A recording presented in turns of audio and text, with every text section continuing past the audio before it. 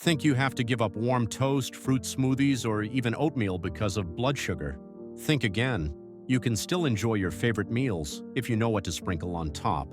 Today, you'll discover two everyday spices that research shows can flatten blood sugar spikes in as little as 8 minutes, even after high-carb foods.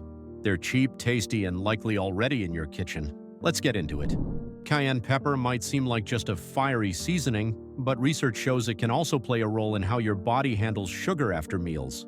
At the center of its effects is capsaicin, the compound that gives cayenne its heat. Laboratory and animal studies, along with a few small human trials, suggest that capsaicin activates certain cell pathways that help glucose move into muscle cells more effectively, which can blunt some of the post-meal rise in blood sugar. You don't need to turn your food into something extremely spicy to notice a difference. Even a small sprinkle of cayenne on a meal has been shown in short-term studies to create measurable changes in post-meal glucose levels. For example, adding a pinch to something as simple as scrambled eggs or soup may make the glucose response just a little smoother compared to eating the meal without it. This is because capsaicin interacts with the TVRP1 receptor, a kind of heat sensor on cells, setting off signals that improve insulin responsiveness and, in animal research, increase energy use. Cayenne may also contribute indirectly by helping with appetite control and energy balance. In some studies, participants reported reduced snacking and greater calorie burn when cayenne was included in their meals. For older adults who may not want extreme dietary changes, these modest shifts can add up over time, both for weight management and for blood sugar health. When thinking about how much to use, the key is to start very small. In research, common culinary amounts, just a pinch added to food, were enough to show differences in short-term glucose readings. For most people, that's all that's needed to experiment safely. If you're considering supplements or higher medicinal doses of capsaicin, it's important to talk with your doctor first. Also, keep in mind that spicy foods can irritate some people's stomachs. If you have reflux, ulcers, or a sensitive digestive system, it's best to start with a trace amount or avoid cayenne altogether. It's also helpful to understand how cayenne compares with other common spices. Turmeric, for example, mainly works through long-term support of anti-inflammatory pathways, while cayenne influences post-meal absorption and energy use more directly. Both are useful, but their strengths show up on different timelines. And here's something even more interesting. There's a naturally occurring compound in peppers that mimics capsaicin's metabolic effects but without the burn. Before we get there, though, let's look at another spice that takes a completely different approach, one that works over weeks, not minutes, to keep blood sugar steadier. Ginger may be most familiar as the flavor in teas or baked goods, but researchers have found that this humble root has a steady and measurable effect on blood sugar. Instead of acting quickly during a single meal, ginger's compounds, mainly gingerols and shogalls, build up their influence over weeks, supporting long-term balance. Ginger's active compounds help your cells use glucose more efficiently, slow down digestion of carbohydrates a little, and ease inflammation. Together, these simple actions lower fasting glucose and HbA1c when used consistently. While many people think of ginger only as a remedy for nausea or stomach upset, clinical evidence shows it can do more.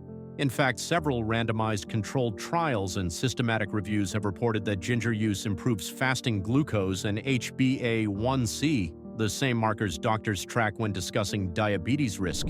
In clinical trials lasting about 8 to 12 weeks, ginger supplements lowered HbA1c and fasting glucose by amounts often in the 0.4 to 1.0% range.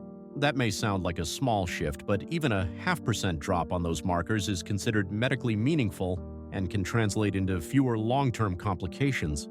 A practical question is how much ginger it takes to see these effects. Trials most often use daily doses in the range of 1 to 2 grams. To put that into kitchen terms, about 1,000 milligrams equals half a teaspoon of ground ginger or around 1 teaspoon of fresh grated root. That means small additions, stirring fresh ginger into a cup of hot water for tea, blending half a teaspoon of powder into oatmeal, or cooking vegetables with a teaspoon of grated ginger can align with what researchers actually tested. In other words, typical kitchen amounts are enough to be useful. Safety is another common concern, especially for older adults who may take daily medications. The available clinical data provide reassurance. Ginger was consistently well tolerated across trials, with negligible reports of serious side effects. For most people, using ginger in food or as tea is safe, but those who struggle with heartburn or anyone on prescription drugs should still check with a healthcare provider before taking it regularly in larger or supplemental doses. The benefit of ginger lies not only in its gentle action, but also in its everyday practicality. Unlike some herbal supplements that require capsules or extracts, ginger can be part of normal meals and routines, blending into food that's already familiar. Over time, it supports steadier daily glucose without drastic dietary changes. And here's a short morning habit you can try tomorrow. Steep fresh slices of ginger in hot water for 5 to 10 minutes to make tea. It's easy, warming, and parallels the daily use seen in trials. But here's the real question. What if you combine ginger and cayenne instead of using them on their own? When you look at both ginger and cayenne side by side, their value becomes clearer not only in isolation but also when considered together. Each addresses blood sugar from a different angle, and this complementary action makes it sensible to use them in the same day. While large trials directly testing the two spices in combination are limited, separate bodies of research show consistent benefits. Cayenne compounds can smooth post-meal spikes, while ginger works over weeks to lower fasting glucose and improve longer-term markers like HbA1c. This means combining them in meals is a practical, low-risk step, but it hasn't yet been formally proven superior in large combination studies. Ginger helps regulate by targeting insulin resistance, easing inflammation, and supporting markers of longer-term control when used consistently. Cayenne acts in real time, influencing how glucose is absorbed and how the body responds after food. Together, they cover both sides of the challenge, cayenne helping with the surge that comes after eating, ginger shaping how the body manages glucose over weeks and months. That's why using them both in simple daily routines makes sense for older adults looking for sustainable, small changes. It's worth asking whether other spices provide the same dual effect. Turmeric and clove both have solid reputations, turmeric for its anti-inflammatory benefits and clove for its antioxidant properties.